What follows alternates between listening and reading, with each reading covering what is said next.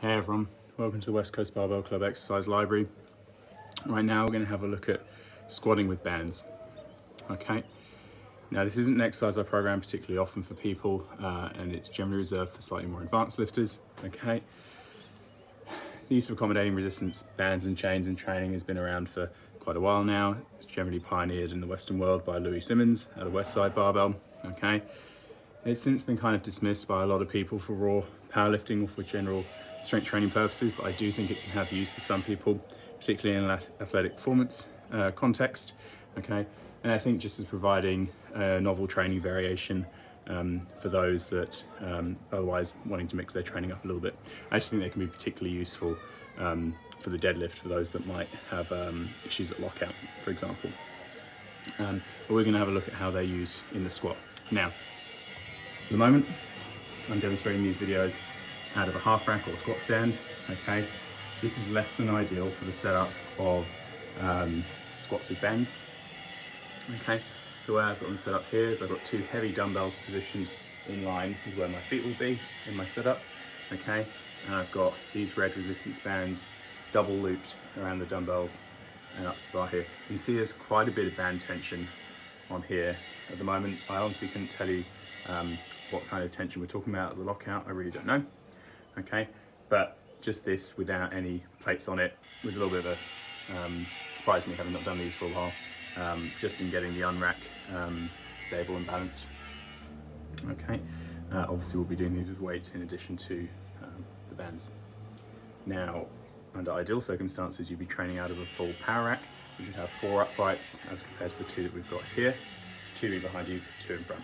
Okay, ideally that power rack would have hole spacings in the side portions of the rack where you can have band pegs or pins positioned, where these can be looped and set up in a way that allows you to actually position yourself where you're not relying on dumbbells to hold these in position, just in case the dumbbells aren't heavy enough and they start moving. Last thing you want is to be walking out of squat with plates, bands and 2 swinging dumbbells underneath. Okay, let's try and keep things safe. Okay, that said, this is perfectly safe what we're demonstrating here. Okay, fundamentally it's exactly the same.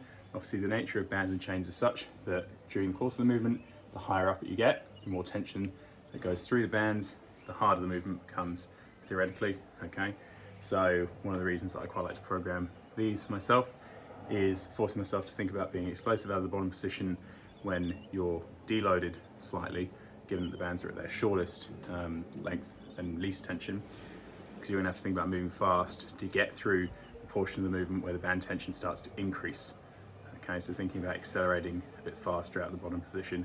Again, we're talking more about this in the context of learning and feeling the experience of performing the movement with these supplemental variations, more so than claiming them to be magical in any way. Okay, so it's going to look something like this.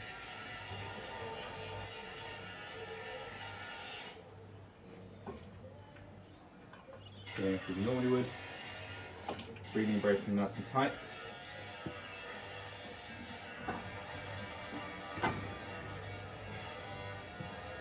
Not my best unrack, but otherwise fine.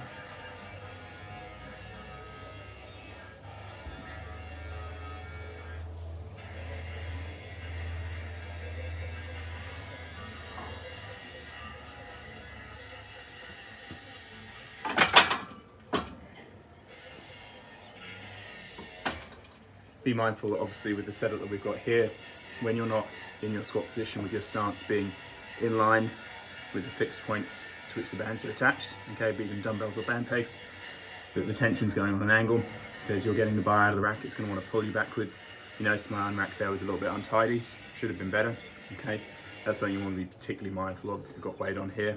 Okay, maybe just orientating yourself a little bit so you're pushing into the rack a little harder, making sure you're solid underneath the bar before you start walking it out. Okay, like I said, sussing out what kind of band tension to have on when you're doing these for the first time is going to require some trial and error. I can obviously guide with that. I prefer to have them double looped, so at least there's some tension in the bottom position, so when you hit the bottom position it's not a total shock when the band tension comes on as you come out of the bottom. Okay, so I generally think you're better off going with some lighter bands, okay, and looping them multiple times versus going a heavier band and say only looping it once and finding that it drastically affects how much force you have to create during one part of the movement, but then totally eliminates the additional tension in the lower part of the movement. I'd much rather have some degree of tension on at all times, okay? Any questions that you've got with those, feel free to ask. Like I say, they don't get programmed too often. They are one of the more complex variations that we might include in our programming. Okay, so if you do have any questions, do feel free to ask. Okay, thank you for that. That's our squat with bands.